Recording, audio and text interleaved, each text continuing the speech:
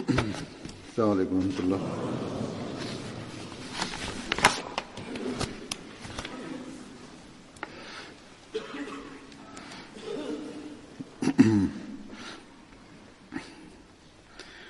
أشهد أن لا إله إلا الله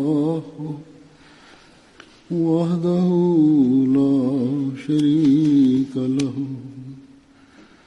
وأشهد أن محمدا عبده ورسوله أما بعد فأعوذ بالله من الشيطان الرجيم بسم الله الرحمن الرحيم الحمد لله رب العالمين الرحمن الرحيم مالك يوم الدين إياك نعبد وإياك نستعين اهدنا الصراط المستقيم صراط الذين أنعمت عليهم غير المغضوب عليهم ولا الضالين.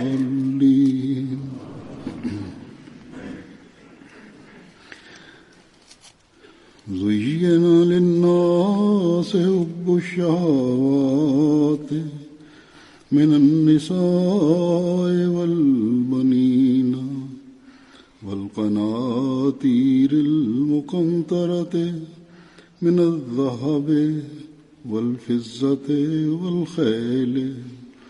والخيل المصومة والأنعام والحرث ذلك متاع الحياة الدنيا والله عنده حسن المآب.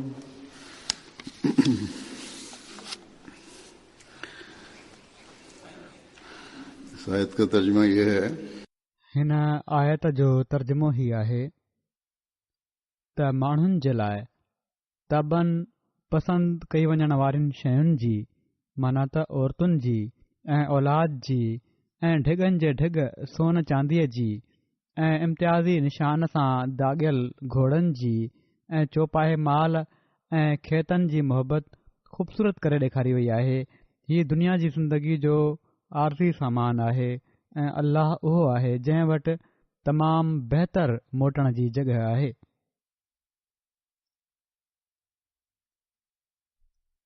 अल्लाह ताला ही नक्शो कढी ॿुधायो आहे या हालत बयानु कई आहे उन्हनि माण्हुनि जी जेके ख़ुदा ताला खे विसारे छॾींदा आहिनि ऐं दुनिया खे हासिल करणी उन्हनि जो मक़सदु हूंदो आहे।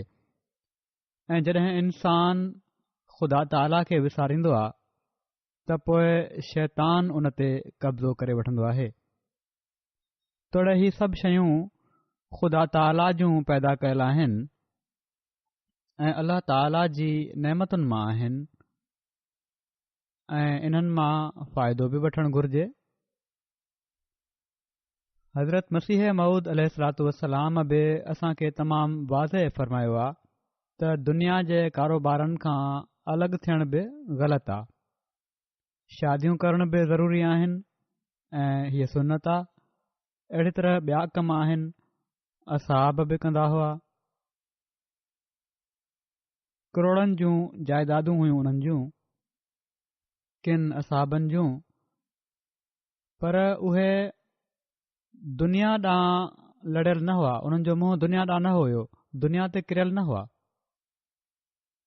हज़रत मसीह मऊद अलैहिस्सलातु वस्सलाम फरमाइनि था त यादि रखो त ख़ुदा जो हरगिज़ ही मक़सदु नाहे त तव्हां दुनिया खे बिल्कुलु छॾे ॾियो, ऐं पर उन जो जेको मक़सदु आहे उहो ही आहे त क़द अफ़लाह मन ज़क्काहा, माना त जंहिं नफ़्स खे पाक कयो उहो पंहिंजे मक़सद खे हासिल करे वियो। पाण फरमाइनि था त वापारु कयो, ज़रात कयो, मुलाज़मत कयो ऐं हिरफत कयो, जेको वणेव कयो, पर नफ़्स खे ख़ुदा ताला जी नाफ़रमानी खां रोकींदा रहो ऐं अहिड़ो तज़कियो कयो जो ही ॻाल्हियूं तव्हां खे ख़ुदा ताला खां गाफ़िल न करे छॾनि। हिकिड़े हंधि पाण फ़रमायाऊं त नफ़्स जा हक़ त जाइज़ आहिनि, पर नफ़्स जूं बेइतदालियूं जाइज़ न आहिनि। सो हीअ ॻाल्हि हमेशह हिकिड़े मोमिन खे पंहिंजे साम्हूं रखणु घुर्जे त दुनिया जी शयुनि जी मोहबत अहिड़ी न हुजे जेका ख़ुदा ताला खे विसारे छॾे। जहिड़ो की अल्लाह ताला फ़रमायो आहे हिन आयत में त ज़ुय्यिन लिन्नास हुब्बु शहवात, त माण्हुनि जे लाइ शहवात जी मोहबत ख़ूबसूरत करे ॾेखारी वई आहे। ऐं पोइ अॻिते उन जो तफ़सील बि बयानु कयई त कहिड़ियूं कहिड़ियूं शयूं आहिनि ऐं ही शयूं सिर्फ़ गुज़ारे जे लाइ इंसान नथा चाहिनि अहिड़ा माण्हू, ऐं पर ही उन्हनि इंसाननि जो ज़िक्र आहे जेके दुनिया जी मोहबत में गुम आहिनि ऐं सिर्फ़ इन्हनि शयुनि खे हासिल करण जो फ़िक्र अथनि। शहवा जी माना आहे कंहिं शइ जी शदीद ख़्वाहिश ऐं चाहत, ऐं उन जो हर वक़्तु फ़िक्र कंदे रहणु। इन जो ही मतिलब बि आहे त कंहिं शइ या मक़सद ऐं अहिड़ी शइ या मक़सद जेको सिर्फ़ नफ़सानी ख़्वाहिशुनि ते मुनसिर हुजे, घटिया हुजे या जिन्सी ख़्वाहिश वधियल हुजे, उनखे बि शहवा चइबो आहे। सो जॾहिं हिते अल्लाह ताला फ़रमायो आहे त इन्हनि शयुनि जी मोहबत इंसान जी दिलि में विधी वई आहे, त हीअ अल्लाह ताला जे तरफ़ां न आहे मोहबत, उन जी नेमतुनि मां फ़ाइदो हासिल करण वारी ॻाल्हि न आहे, ऐं पर शैतान तरफ़ां ही आहे। ही आम चाहत या वणणु न आहे या ख़ूबसूरती न आहे, ऐं पर इन हद ताईं इन ख़ूबसूरती जी चाहत ऐं ख़्वाहिश आहे त इंसान उन खे हासिल करण जे लाइ हर वक़्तु बेचैन ऐं बेक़रार रहे थो। हिकिड़ो ग़ैर मामूली प्यार हिननि दुनिया जी शयुनि सां रखे थो। सो जॾहिं इन हद ताईं इंसान इन्हनि शयुनि में ॿुॾी वञे त पोइ ही सिर्फ़ अल्लाह ताला जूं नेमतूं न आहिनि रहंदियूं, ऐं पर ही शैतानी ख़्वाहिशूं आहिनि, ऐं उन्हनि जे लाइ पोइ उन्हनि खे हासिल करण जे लाइ हर नाजाइज़ हरबो इंसान अख़्तियार कंदो आहे, ऐं करणो पए त कंदो आहे। ऐं ही असीं दुनियादारनि में आम ॾिसूं था ॻाल्हि। दौलत जे लाइ, दुनिया जे रुतबे जे लाइ, औरतुनि सां ग़लति तालुक़नि जे लाइ ही माण्हू सभई हदूं पार करे वेंदा आहिनि, या शादियूं विहांउ बि कंदा आहिनि त दौलत हासिल करण जे लाइ ख़्वाहिश हीअ हूंदी आहे त अमीर घरवारी वठी अचनि। अहिड़ी तरह ॿियनि कमनि में सिर्फ़ ऐं सिर्फ़ दुनिया मद्देनज़र हूंदी आहे।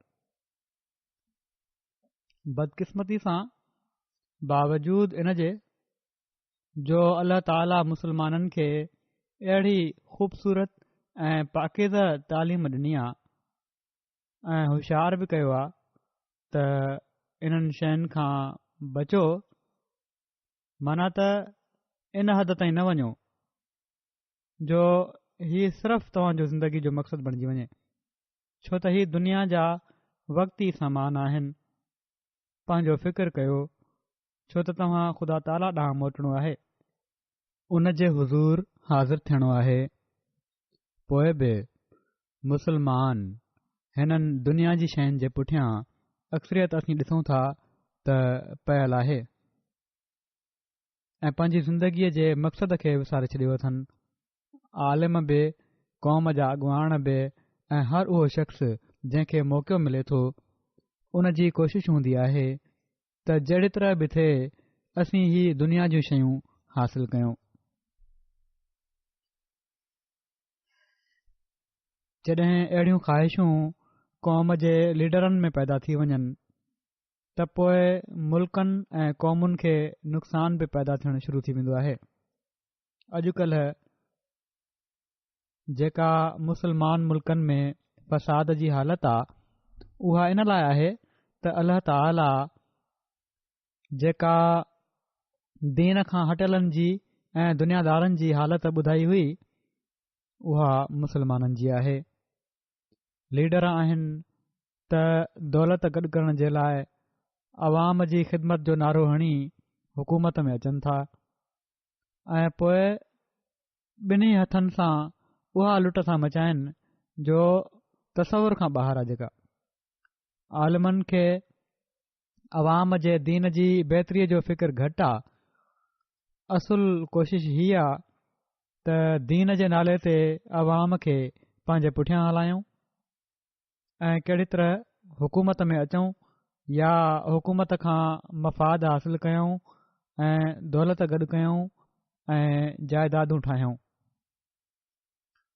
नालो त ही अलाह जो वठनि था पर अल्लाह ताला जे ख़ौफ़ जो को बि इज़हार इन्हनि जे अमल मां नथो पियो थिए। पाकिस्तान में असीं आम ही हालात ॾिसूं था। मुसलमान लीडर मुसलमान अवाम खे गजर मूरीअ वांगुरु क़तलु कनि पिया था। का हैसियत नाहे इंसानी जान जी पर हुकूमत नथा छॾनि। हीअ बि हाणे केतिरनि ई मुल्कनि में अहिड़ियूं हरकतूं थी रहियूं आहिनि ऐं कोशिश हीअ आहे त असीं हुकूमतुनि ते वेठा रहूं ऐं पंहिंजी ताक़त जो इज़हार बि कंदा रहूं ऐं दौलत बि गॾु कंदा रहूं। कहिड़ी तरह बि इन्हनि जा पेट भरजनि नथा।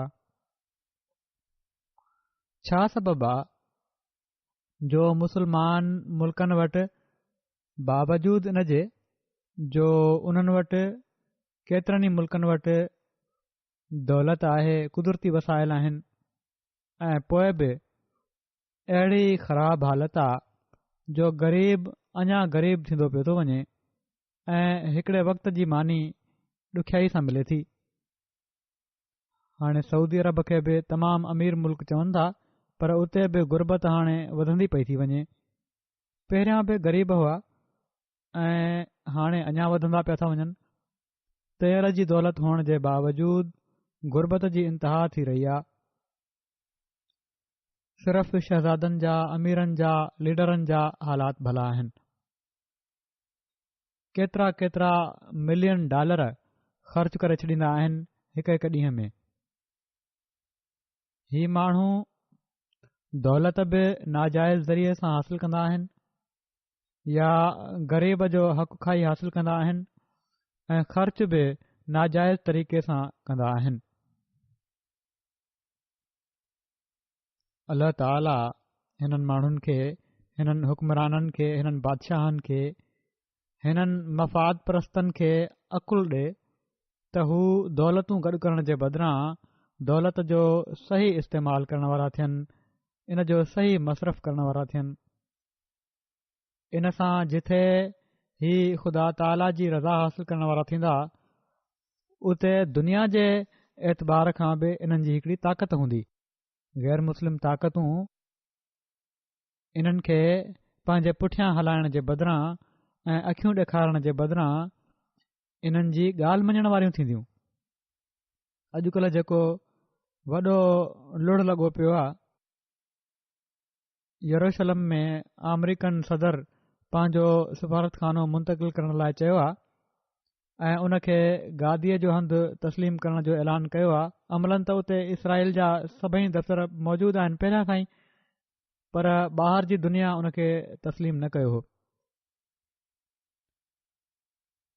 हाणे इन ऐलान खां पोइ ॿाहिरि जी दुनिया में ॾाढो लुड़ आहे, पर उहो लुड़ त आहे तोड़े मुखालफ़त बि कनि पयूं थियूं हुकूमतूं, पर हीउ सभु कुझु मुसलमाननि जी कमज़ोरी जे करे आहे। मुसलमान मुल्कनि जूं पाण में जंगियूं आहिनि ऐं मुल्कनि जे अंदर जूं बेचैनियूं जेके आहिनि उन ही मौक़ो ॾिनो आहे त ही गैरनि खे बि मौक़ो ॾिनो आहे त ही हालात पैदा कनि, अहिड़े क़िस्म जा ऐलान कनि। अमरीकी सदर ही चाहे थो त मुसलमाननि में पाण में अमन जा हालात कॾहिं बि क़ाइमु न थियनि ऐं ही पंहिंजी मनमानी कंदा रहनि। सऊदी अरब हाणे ही ऐलान करे पियो थो त अमरीकी सदर जो फ़ैसिलो कहिड़ी तरह बि क़बूल करण जोॻो नाहे। कुझु ॾींहं पहिरियां हर ॻाल्हि में उन्हनि जी हा में हा मिलाए पियो। ईरान जे ख़िलाफ़ ऐलान ते अमरीका जी हा में हा मिलाए रहियो हो।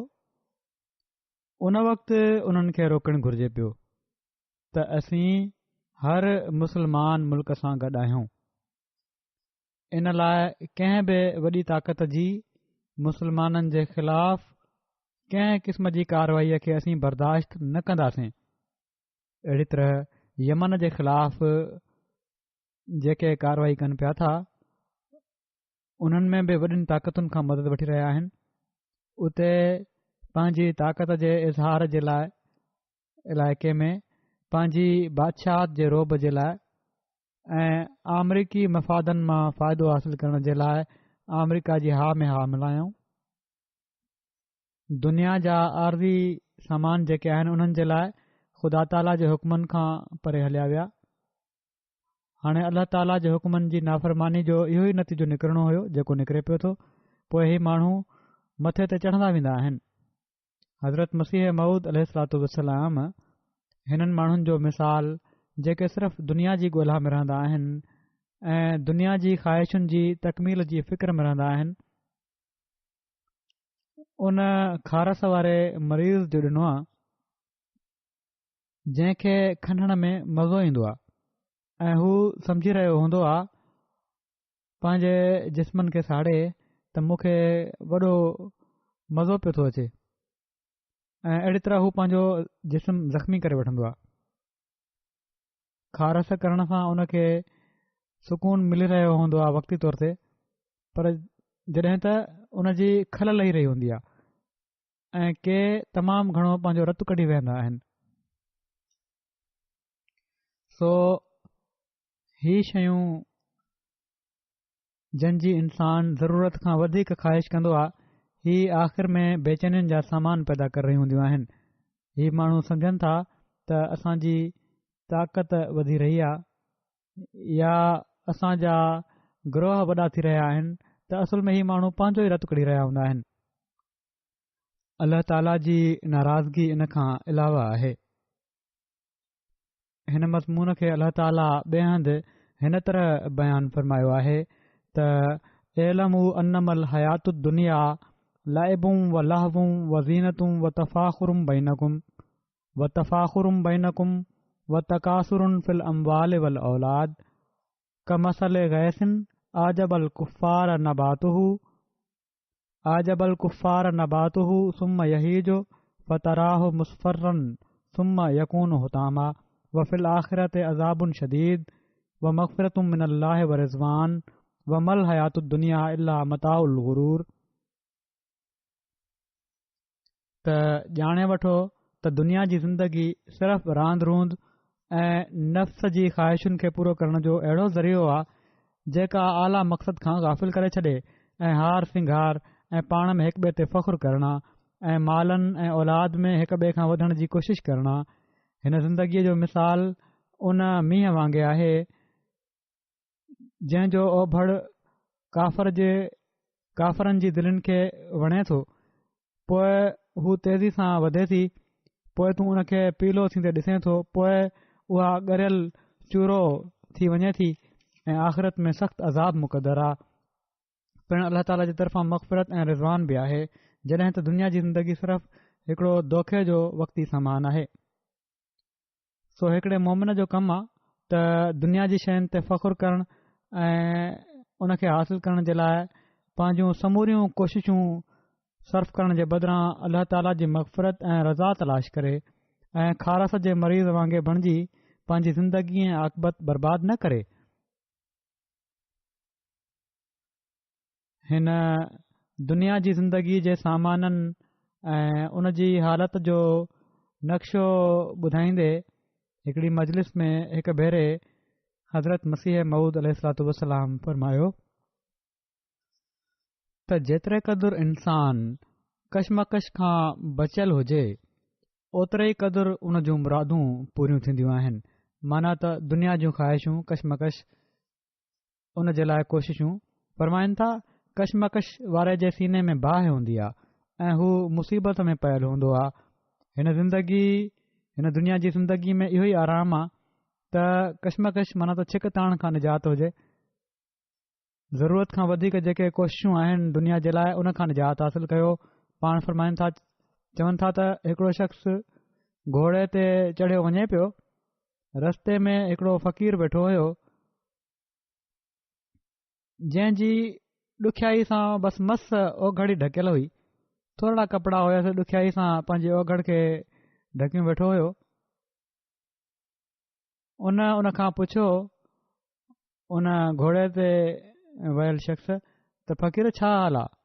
फ़क़ीर उन खे जवाबु ॾिनो त जंहिंजूं सभई मुरादूं पूरियूं थी वयूं हुजनि उन जो हाल कहिड़ो हूंदो आहे। उन खे ॾाढी हैरत थी त तुंहिंजूं सभई मुरादूं कहिड़ी तरह हासिल थी वयूं आहिनि। फ़क़ीर चयो त जॾहिं सभु मुरादूं छॾे ॾिनमि त ॼण त सभु हासिल थी वयूं। पाण फरमाइनि था त कलाम जो ख़ुलासो हीउ आहे त जॾहिं हीउ सभु हासिल करणु चाहे थो त तकलीफ़ ई थींदी आहे, पर जॾहिं कनात करे सभिनी खे छॾे ॾे त ॼण त सभु कुझु मिलणु हूंदो आहे। फरमाइनि था त निजात ऐं मुक्ति इहा ई आहे त लज़त हुजे ॾुख न हुजे। ॾुख वारी ज़िंदगी त न हिन जहान जी सुठी हूंदी आहे ऐं न हुन जहान जी। पाण फरमाइनि था त हीअ ज़िंदगी त बहरहाल ख़तमु थी वेंदी, छो त हीअ बर्फ़ जे टुकड़नि वांगुरु आहे।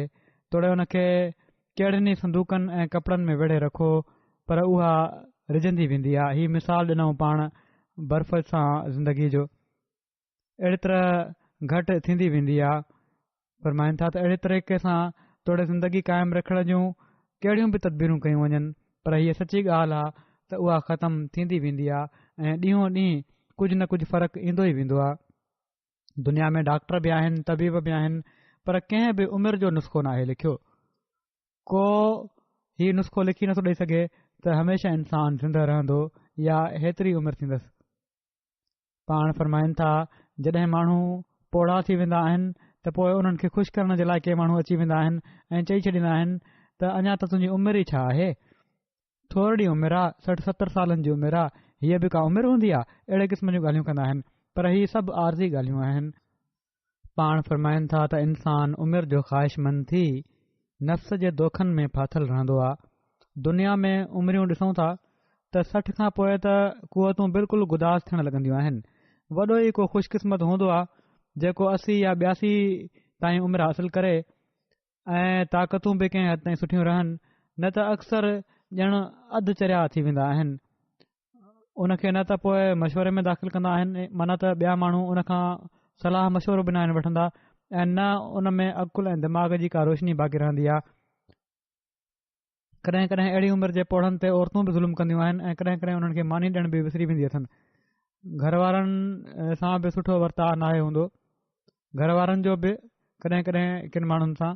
पाण फरमाइनि था त ॾुखियाई हीअ आहे त इंसान जवानीअ में मस्तु रहंदो आहे ऐं मरणु यादि नथो रहंदो। अहिड़ी तरह जेको बाख़्तियार इंसान हूंदो आहे उहो सम्झंदो आहे त हमेशह इहा ई हालत रहणी आहे। पाण फरमाइनि था त ख़राब कमु अख़्तियार कंदो आहे ऐं आख़िर में जॾहिं सम्झंदो आहे त पोइ कुझु करे ई न सघंदो। मक़सदु हिन जवानी जी उमिरि खे गनीमत सम्झणु घुरिजे। पाण उते वेठल हिकिड़े हिंदू दोस्त शरमपत खे सम्झाईंदे फरमायाऊं मजलिस में त जेतिरे क़दुरु इरादा तव्हां पंहिंजी उमिरि में कया आहिनि उन्हनि मां के पूरा थिया हूंदा, पर तव्हां सोचे ॾिसो त उहे हिकिड़े पाणीअ जे बोड़नि वांगुरु हुआ जेके फौरन मादूम थी वेंदा आहिनि ऐं हथ में कुझु नाहे ईंदो। गुज़रियल आराम मां को फ़ाइदो नाहे, उन जे तसवुर सां ॾुख वधंदो आहे। जॾहिं इंसान गुज़रियल आराम मां गुज़री वेंदो आहे पोइ तकलीफ़ुनि में अची वेंदो आहे। त फरमाइनि था त उन जो को फ़ाइदो नाहे हूंदो। उन खे सोचींदो आहे इंसान त पोइ ॾुख वधी वेंदो आहे इन सां। फरमाइनि था त इन मां अकुलमंद जे लाइ हीअ ॻाल्हि निकिरे थी त इंसान इब्नुल वक़्तु हुजे, वक़्त जे मुताबिक़ हले सुञाणे। रही ज़िंदगी इंसान जी जेका उन वटि मौजूदु आहे, जेको गुज़री वियो उहो वक़्तु मरी वियो, उन जा ख़्याल बेफ़ाइदा आहिनि। ॾिसो, जॾहिं माउ जी झोली में हूंदो आहे उन वक़्तु केॾो न ख़ुशि हूंदो आहे, सभई खणंदा आहिनि, घुमाईंदा आहिनि। उहो ज़मानो अहिड़ो हूंदो आहे ॼण त बेश्त आहे। ऐं हाणे यादि करे ॾिसो त उहो ज़मानो किथे आहे, उहो बि गुज़री वियो।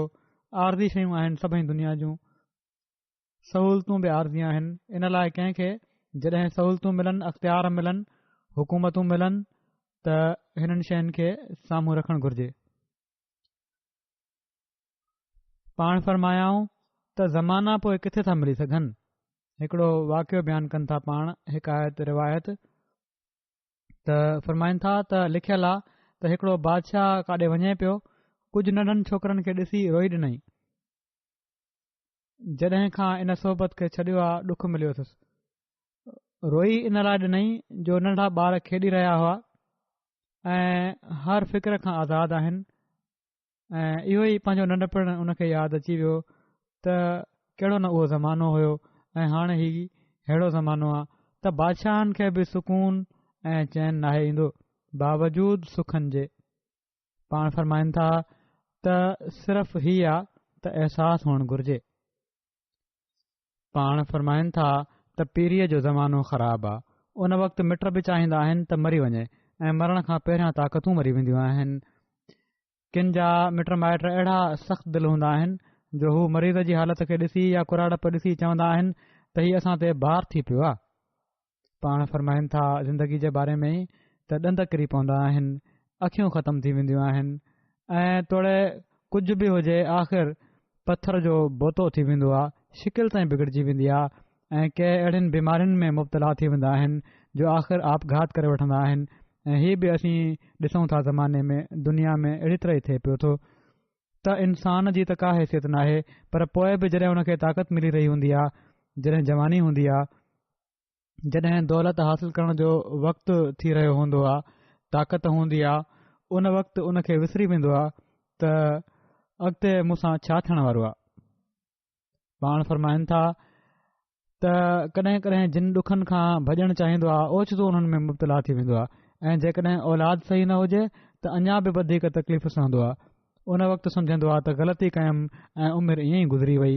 उन वक़्तु यादि ईंदो आहे त अल्लाह ताला जे हुकमनि ते हलण ई बहितर हो ऐं उन जे मुताबिक़ ज़िंदगी गुज़ारणु घुर्जे पई, बजाए इन जे जो दुनिया में पइजी अल्लाह ताला खे इंसान विसारे छॾे। सो केतिरा ई फिरौन बि थी गुज़रिया, हामान बि गुज़रिया, जंहिंजी ज़िंदगियुनि ते जेकॾहिं इंसान गौर करे, वॾा वॾा ताक़तवर माण्हू आया, उन्हनि मां पतो पए थो त उन्हनि खे उन्हनि जो दुनिया जो शान ऐं शौक़त को फ़ाइदो न ॾेई सघियो। अॼोकियूं जेके हुकूमतूं आहिनि उन्हनि खां वधीक ताक़तवर हुकूमतूं हुयूं अख़्तियारनि जे लिहाज़ खां, पर सभु ख़तमु थी वयूं। पाण फरमाइनि था त अकुलमंद उहो ई आहे जेको ख़ुदा जी तरफ़ तवजो करे, ख़ुदा खे हिकु सम्झे, उन सां को नाहे गॾु। असां आज़माए ॾिठो आहे त न का देवी न देवता को कमु नाहे ईंदो जेकॾहिं हीउ सिर्फ़ु ख़ुदा ताला ॾांहुं झुके नथो त को उन ते रहम नाहे कंदो। जेकॾहिं का आफ़त अची वञे त को नाहे पुछंदो। इंसान ते हज़ारे मुसीबतूं ईंदियूं आहिनि, सो यादि रखो त हिकिड़े परवरदिगार खां सवाइ को नाहे। उहो ई आहे जेको माउ जी दिलि में बि मोहबत विझे थो ऐं जेकॾहिं उन जी दिलि खे अहिड़ो पैदा न करे हा त उहा बि न पाले सघे हा। तंहिं करे उन सां कंहिंखे शरीक न कयो। ही पाण उन हिंदुअ खे नसीहत कयऊं। देवी देवता ज़ाहिरी शिकिल में बि के मज़हब आहिनि, ठाहींदा आहिनि माण्हू, ऐं ही दुनिया जूं शयूं जेके आहिनि, माल आहे, औलाद आहे, ताक़त आहे, हुकूमत आहे, हीअ बि अल्लाह ताला जा शरीक बणाए बीहारे छॾींदो आहे इंसान। ऐं पोइ दोस्तियूं आहिनि, या जीअं मिसाल ॾिनो मूं त के मुल्क वॾनि मुल्कनि जी पनाह में अचणु चाहिनि था, उन्हनि खे ख़ुदा बणाए वठनि था त ही सभु शयूं ख़तमु थियण वारियूं आहिनि। ऐं पोइ जहिड़ो की अल्लाह ताला फ़रमायो आहे त जहन्नुम अहिड़नि जो ठिकाणो बणिजी वेंदो आहे। वरी हिकिड़े मौक़े ते हज़रत मसीह मऊद अलैहिस्सलाम फरमाइनि था त हीउ चङी तरह यादि रखो त जेको शख़्स ख़ुदा ताला जे लाइ थी वञे ख़ुदा ताला उन जो थी वेंदो आहे ऐं ख़ुदा ताला कंहिं जे दोखे में नाहे ईंदो। जेकॾहिं को चाहे त ॾेखा ऐं फ़रेब सां ख़ुदा ताला खे ठगे वठां त हीउ बेवकूफ़ी ऐं नादानी आहे। हू पाण ई दोखो खाए पियो थो। दुनिया जो ज़ेब, दुनिया जी मोहबत सभिनी ख़ताकारनि जी पाड़ आहे। इन में अंधो थी इंसानियत मां निकिरी वेंदो आहे ऐं नाहे सम्झे थो त मां छा थो पियो कयां ऐं मूंखे छा करणु घुर्जे पियो। जंहिं हालत में अकुलमंद इंसान जेकॾहिं कंहिंजे दोखे में नथो अची सघे त अल्लाह ताला कीअं कंहिंजे दोखे में अची सघे थो। पर अहिड़नि बुछड़नि कमनि जी पाड़ दुनिया जी मोहबत आहे ऐं सभिनी खां वॾो गुनाह जंहिं हिन वक़्तु मुसलमाननि खे तबाह हाल करे फिटी कयो आहे ऐं जंहिं में हू मुब्तला आहिनि उहा इहा ई दुनिया जी मोहबत आहे। सुम्हंदे जाॻंदे उथंदे वेहंदे घुमंदे फिरंदे हर वक़्तु माण्हू इन ई ग़म ऐं ॾुख में फाथा पिया आहिनि। दुनिया जो ग़म सिर्फ़ु रहिजी वियो आहे ऐं उन वक़्त जो लिहाज़ ऐं ख़्याल बि नाहे जो जॾहिं क़बर में रखियो वेंदुनि। अहिड़ा माण्हू जेकॾहिं अल्लाह ताला खां डिॼनि हा ऐं दीन जे लाइ थोरो बि ॾुख दर्द रखनि हा त काफ़ी फ़ाइदो हासिल करे वठनि हा। सो हिकिड़े मोमिन जो कमु आहे त दुनिया जे फ़िक्रनि में पवण जे बदिरां पंहिंजी आख़िरत खे सुधारणु ऐं ख़ुदा ताला जी मोहबत हासिल करण जो फ़िक्र करे। उन में किनात पैदा थिए। दुनिया जे सामाननि खे अल्लाह ताला जूं नेमतूं सम्झंदे इस्तेमालु त करे पर उन्हनि खे माबूद न बणाए या उन्हनि जे पुठियां डोड़ींदो न वते। माबूद उहो ई आहे जेको असांजो हक़ीक़ी माबूद आहे। मोहबत सभिनी खां वधीक ख़ुदा ताला सां हिकिड़े मोमिन खे करणु घुर्जे। अल्लाह ताला सां मोहबत ई इंसान में पोइ तक़वा बि पैदा कंदी आहे ऐं किनात बि पैदा कंदी आहे। अल्लाह ताला मोमिन जी निशानी ॿुधाई आहे त हू अल्लाह ताला सां सभिनी खां वधीक मोहबत कंदा आहिनि। जीअं त अल्लाह ताला फरमाए थो त वल्लज़ीन आमनू अशद हुब्बन लिल्लाह ऐं जेके माण्हू मोमिन आहिनि उहे सभिनी खां वधीक अल्लाह ताला सां मोहबत कंदा आहिनि। हज़रत मसीह मऊद अलैहिस्सलाम अल्लाह ताला सां मोहबत जे सिलसिले में बयानु फ़रमाईंदे फ़रमाइनि था त ॼाणणु घुर्जे त ख़ुदा ताला जी गयूरी ज़ाती मोहबत में कंहिं मोमिन जी उन जे गैर सां शिरकत नाहे चाहींदी। अल्लाह ताला खे वॾी गैरत आहे इन ॻाल्हि जी। ज़ाती मोहबत में का शिरकत न हुअणु घुर्जे। फ़रमाइनि था त ईमान जेको असांखे सभिनी खां वधीक प्यारो आहे उहो इन ई ॻाल्हि सां महफ़ूज़ रही सघे थो त असीं मोहबत में ॿिए खे उन सां शरीक न कयूं। अल्लाह जल शानहू मोमिन जी हीअ निशानी फ़रमाए थो त वल्लज़ीन आमनू अशद हुब्बन लिल्लाह माना त जेके मोमिन आहिनि उहे ख़ुदा खां वधी करे कंहिं सां दिलि न आहिनि लाहींदा। ख़ासि मोहबत अल्लाह जल शानहू जो हक़ आहे। जेको शख़्स उन जो हक़ ॿिए खे ॾींदो उहो तबाह थींदो।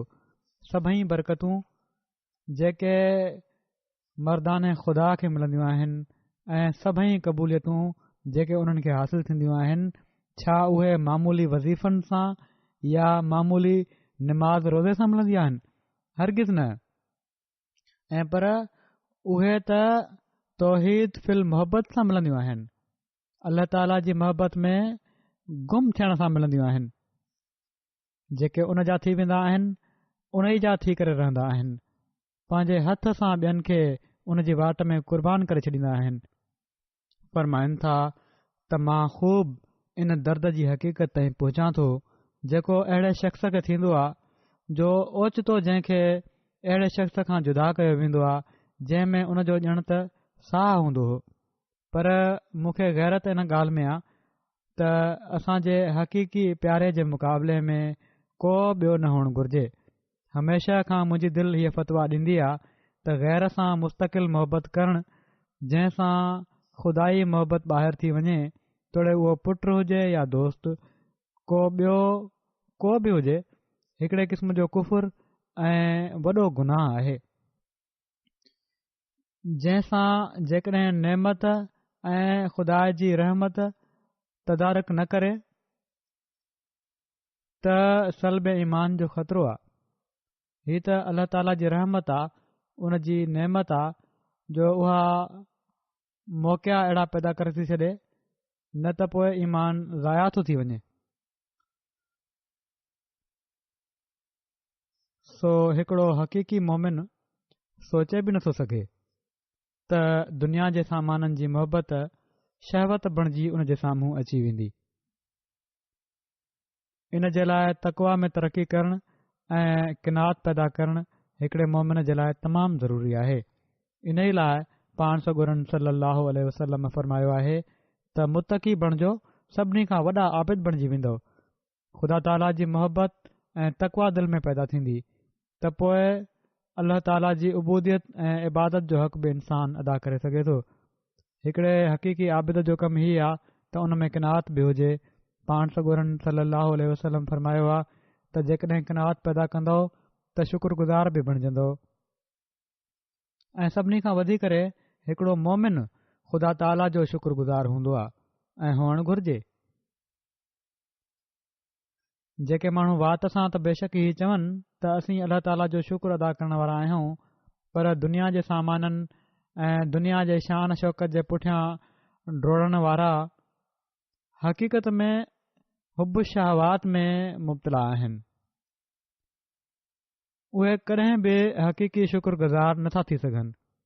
अहिड़नि दुनियादारनि जो नक्शो ॿुधाईंदे हिकिड़े मौक़े ते पाण सॻोरन सल्लल्लाहु अलैहि वसल्लम फरमायो त इब्न आदम वटि सोन जी हिकिड़ी माथिरी बि हुजे, तॾहिं बि हू चाहींदो आहे त उन वटि ॿी माथिरी बि अची वञे। फरमाइनि था त उन जे वात खे सवाइ मिटी जे ॿी का शइ भरे नथी सघे। क़बर में वेंदो तॾहिं उहा ख़तमु थींदी उन जी लालच। वरी पोइ पाण फरमायाऊं त अल्लाह ताला तौबह करण वारे जी तौबह क़बूल कंदो आहे। सो ज़िंदगी में वक़्तु हूंदो आहे इंसान खे घुर्जे त जेकॾहिं के ग़लतियूं हुजनि बि त तौबह करे। पाण सॻोरा सल्लल्लाहु अलैहि वसल्लम हिकिड़े मोमिन जी किनात जो मयार बयानु फरमाईंदे फरमाइनि था त जंहिं शख़्स दिली इत्मिनान ऐं जिस्मानी सिहत सां सुबुह कयो ऐं उन वटि हिकिड़े ॾींहं जी खुराक आहे, उन ॼण त सॼी दुनिया खटे वरिती ऐं उन जूं समूरियूं नेमतूं उन खे मिली वयूं। सो ही आहे किनात जो मयार हिकिड़े मोमिन जे लाइ। अल्लाह ताला असां में हीअ किनात पैदा करे, तक़वा पैदा करे, दुनिया जी शयुनि जी मोहबत जे बदिरां ख़ुदा ताला सां मोहबत जो हसूल असांजो मक़सूद हुजे ऐं अल्लाह ताला जी मग़फ़िरत ऐं रिज़वान असीं हासिल करण वारा थियूं। इन खां पोइ मां हिन दुआ ॾांहुं बि तवजो ॾियारणु चाहियां थो, जहिड़ो की मां पहिरियां मुख़्तसिर ज़िक्र कयो आहे त मुस्लमान मुल्कनि जा लीडर जेके दुनिया जी ख़्वाहिशुनि जे पुठियां पिया आहिनि ऐं जन अमलनि ख़ुदा ताला जे बदिरां वॾियुनि ताक़तुनि खे पंहिंजो ख़ुदा बणाए छॾियो आहे ऐं सम्झनि था त इन्हनि सां दोस्ती असांजे बका ऐं तरक़ी जी ज़मानत बणिजी सघे थी। हालांकि अमरीका जे बारे में वठो, उन्हनि जो हीअ हाल आहे त जर्मनीअ जी अख़बार कुझु ॾींहं पहिरियां हिकिड़ो मज़मून लिखियो, तजियो कंदड़ उन लिखियो त दुनिया जेका ॿियनि केतिरनि ॻाल्हियुनि में हिकिड़ी ॻाल्हि हीअ बि आहे त दुनिया जेका वॉशिंगटन खे पंहिंजो मॉडल सम्झे थी या उन ॾांहुं रुख़ कयो अथई या पंहिंजे लाइ सम्झनि था त हीउ असांजे लाइ हिकिड़ो मॉडल अहिड़ो मॉडल आहे जंहिंजे पुठियां असांखे हलणु घुर्जे, शायदि हाणे उन जी उहा हैसियत नाहे रही, लिखे थो। छो त इन जी जॻह ते हाणे बीजिंग जेको चीन जो गादीअ जो हंधु आहे उहो मॉडल बणिजी रहियो आहे। अमरीका पंहिंजी साख विञाए चुको आहे ऐं पंहिंजो मक़ाम विञाए चुको आहे। सो दुनिया जा सहारा त वक़्ती सहारा आहिनि, अॼु आया सुभाणे हलिया विया। मुस्लमाननि खे हाणे इन मां सम्झणु घुर्जे। हीउ यरूशलम में जेको सफ़ारतखानो मुंतक़िल करण जो ऐलान थियो आहे उहो बि इन लाइ कयो वियो आहे, अमरीका कयो आहे त अहिड़ी तरह शायदि इसराईल सां तालुक़ बहितर थी वञनि ऐं वधीक अञा मज़बूत थी वञनि ऐं उन जी साख क़ाइमु थी सघे। पर जॾहिं अल्लाह ताला जे तरफ़ां ज़वाल ईंदो आहे त पोइ दुनिया जूं दोस्तियूं ऐं मुआदा कमु न ईंदा। लॻे थो त हाणे हिननि वॾियुनि ताक़तुनि लाइ बि ख़ासि तौर ते अमरीका लाइ बि हीउ कमु शुरू थी चुको आहे ऐं नतीजो कॾहिं थो निकिरे हीउ अल्लाह ताला बहितर ॼाणे थो। पर मुसलमाननि खे पाण में विढ़ाइण जूं कोशिशूं हाणे हिननि हालात में वधीक तमामु तेज़ थींदियूं।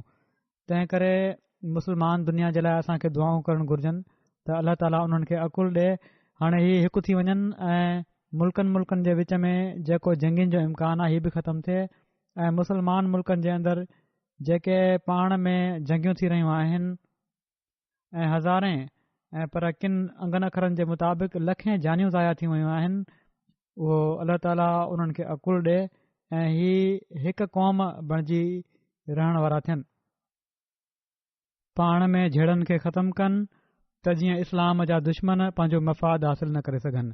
ऐं सभिनी खां वधीक करे हीअ दुआ असांखे बि करणु घुर्जे त मुसलमान अल्लाह ताला जे मोकिलियल मसीह मऊद ऐं महदी मऊद खे सुञाणनि जंहिंसां जुड़ी करे ही पाण में बि ऐं दुनिया में बि अमुन क़ाइमु करण वारा बणिजी सघनि था।